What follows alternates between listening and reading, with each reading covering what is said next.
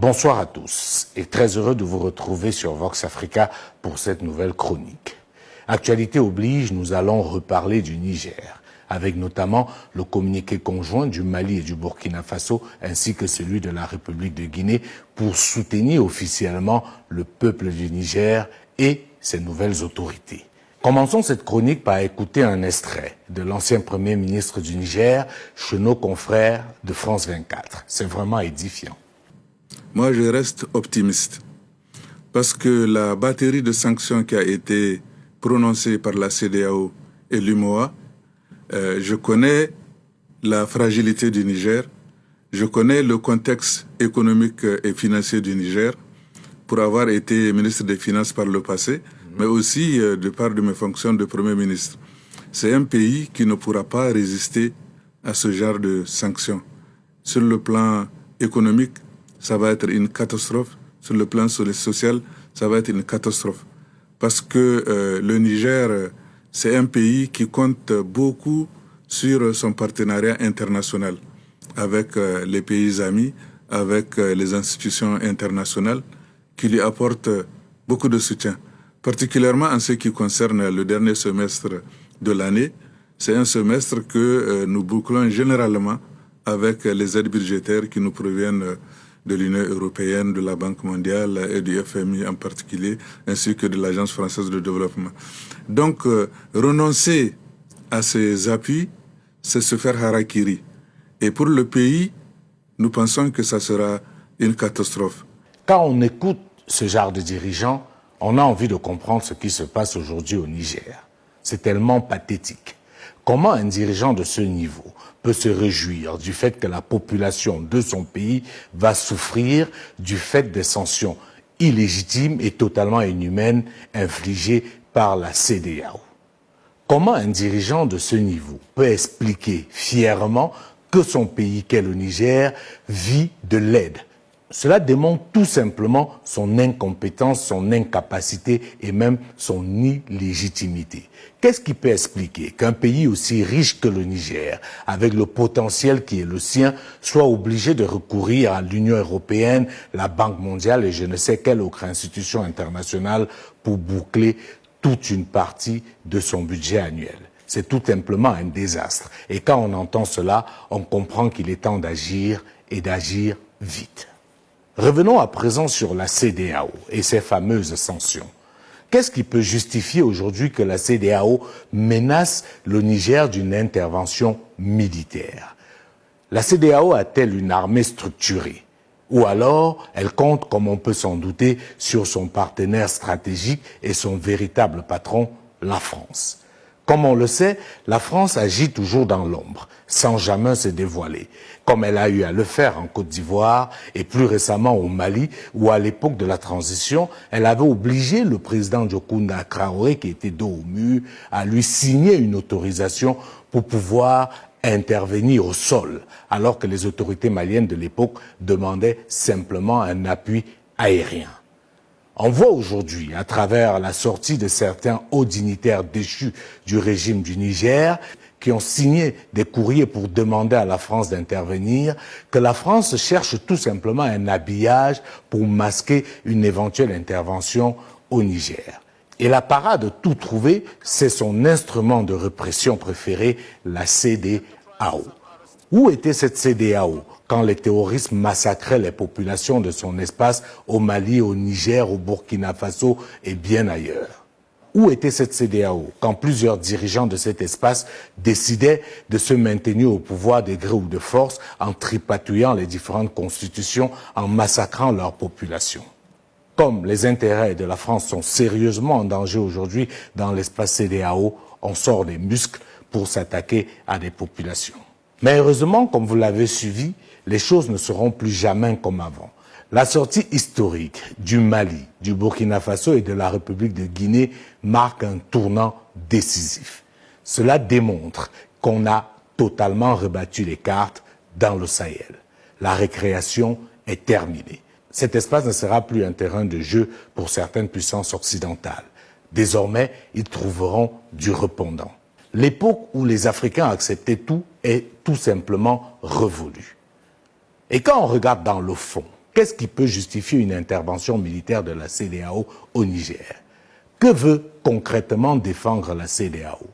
Cela confirme, comme le disent certains observateurs, que c'est tout simplement un syndicat de chefs d'État. Ils veulent défendre leurs amis, leurs partenaires dans la compromission. Ils ne se soucient pas du tout du peuple du Niger qui détient en réalité la véritable souveraineté.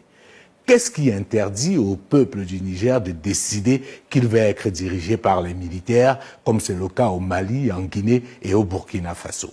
Le peuple est le seul souverain. Et en réalité, c'est sa volonté qui doit guider toutes les actions. Cette CEDEAO qui veut intervenir militairement au Niger, s'est-elle rassurée que c'est la volonté du peuple du Niger? Ou alors, elle est plus préoccupée par protéger les intérêts de certaines puissances occidentales, et notamment la France. Cette France, qui est prête à tout pour intervenir au Niger et qui veut donner des leçons de morale, était où? Au Rwanda. Où était cette France quand dans plusieurs pays en Afrique de l'Ouest et en Afrique centrale, des dirigeants ont massacré leur population pour se maintenir au pouvoir? Cette France qui soutient des coups d'État dans d'autres parties de l'Afrique et les condamne dans d'autres est totalement illégitime et sera de plus en plus inaudible sur le continent africain. Un élément important sur lequel il faut qu'on s'accorde, c'est que le but de cette intervention ne sera jamais, comme on va vouloir l'annoncer, de protéger la démocratie. S'il sort de cet argument, ce serait tout simplement risible. Parce que de quelle démocratie parle-t-on? Quelle démocratie veut-on protéger? Quand on sait très bien que ce qui se passe dans la plupart des élections en Afrique, c'est tout simplement des mascarades.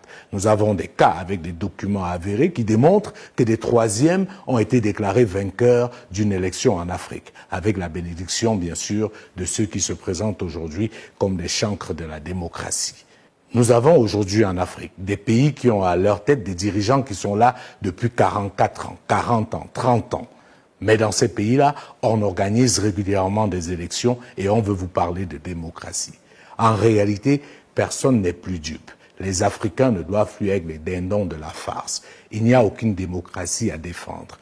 Tout ce qu'on cherche à défendre en voulant massacrer les populations du Niger, ce sont les intérêts de certaines puissances et de certains dirigeants africains véreux et corrompus.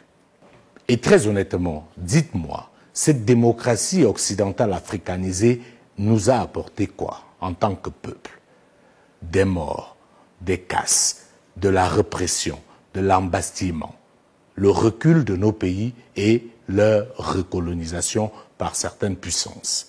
On ne peut plus aujourd'hui se laisser berner. L'enjeu est totalement ailleurs. Que les choses soient très claires, les Africains ne doivent plus se laisser manipuler. S'il y a une intervention militaire de la France au Niger à travers la CEDEAO, les seuls qui vont périr, ce sont les Africains. Une fois de plus, nous n'allons pas nous entretuer entre nous pour protéger les intérêts de la France. Il faudrait que les uns et les autres qui soient en position de responsabilité fassent preuve d'un peu de lucidité. Ceux qui sont favorables à cette intervention militaire au Niger savent très bien comment est-ce que cela va se terminer. Ça risque de conduire à un véritable massacre, à un véritable désastre et même à d'éventuelles guerres civiles dans tout le Sahel. Mais ça, la France s'en fout. Ce qui l'intéresse, c'est de préserver ses intérêts. C'est à nous autres Africains de savoir où se situent les nôtres. Jusqu'à quand allons-nous continuer à jouer les marionnettes pour certaines puissances? L'autre chose, et on va sortir par là, où il faut comprendre le piège qu'est la démocratie, c'est que comparé à d'autres parties du monde, l'Afrique est la seule zone où on veut nous imposer une façon de gérer la cité. Prenez par exemple ce qu'on appelle les monarchies du Golfe, fort à propos. On parle bien de monarchie du Golfe et pas de démocratie. Vous voyez comment ces pays se sont développés en un temps record. Il y a 30 ans de cela, par exemple, Dubaï n'était qu'un vaste désert. Et on vous explique que ces pays se sont développés grâce à leurs ressources naturelles. Et vous voyez bien que ces ressources naturelles, on les a en Afrique et en abondance. Pendant que ces pays ont essentiellement du pétrole et du gaz, En Afrique, en plus du pétrole et du gaz, nous avons de l'uranium, nous avons du coltan, nous avons du manganèse, nous avons du bois et nous avons l'un des climats les plus favorables pour faire de l'agriculture. Alors expliquez-moi pourquoi le pétrole du Golfe, le gaz du Golfe peut enrichir le Golfe pendant que celui de l'Afrique appauvrit l'Afrique. Il y a certainement un jeu de dupes quelque part. Et ce jeu de dupes consiste justement à nous manipuler à travers des concepts comme l'émergence, comme la démocratie, pour que nos États ne nous appartiennent pas, mais appartiennent à certaines puissances impérialistes. Il n'y a aucune justification qu'avec les énormes richesses que regorge notre sous-sol, nous soyons aussi pauvres. Un pays comme le Niger ne peut pas croupir dans cette misère galopante pendant que son uranium permet à la France d'être l'une des plus grandes puissances nucléaires dans le monde. À un moment donné, chacun doit prendre ses responsabilités. Ce qui se joue aujourd'hui dans le Sahel est tellement important. Et il n'est pas question ici de recevoir des leçons de morale de qui que ce soit.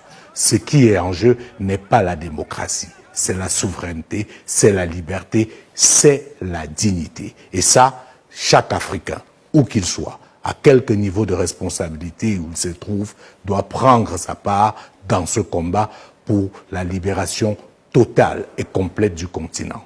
C'est un processus irréversible. Et ça, il va falloir que les uns et les autres se décident enfin à l'entendre.